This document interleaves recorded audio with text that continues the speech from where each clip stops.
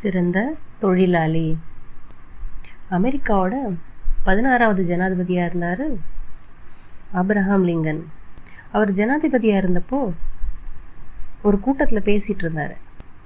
அப்போ அவரை பிடிக்காத ஒருத்தர் அவரை அவமானப்படுத்தணும் அப்படின்னு தன்னோட காலில் போட்டிருந்த செருப்பை தூக்கி காட்டி, நீ ஒரு செருப்பு தைக்கிற தொழிலாளியோட பையன் அப்படின்றத மறந்துடக்கூடாது.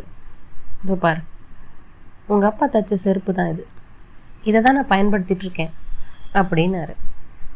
அவர் அமைதியாக பார்த்த ஆப்ரஹாம் லிங்கன், நான் ஒரு செருப்பு தைக்கிற தொழிலாளியோட பையன் அப்படின்றத நான் ஒரு நாளுமே மறந்ததில்லை.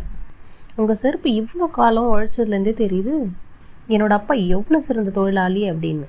ஒருவேளை இந்த செருப்பு பழுதடைஞ்சிச்சுன்னா என்கிட்ட கொண்டு வாங்க, எனக்கு செருப்பு தைக்கவும் தெரியும், நாட்டு ஆளவும் தெரியும் அப்படின்னாரு ஆப்ரஹாம் லிங்கன். அமெரிக்காவோட சிறந்த ஜனாதிபதிகளில் ஆப்ரஹாம் லிங்கனும் ஒருத்தர்.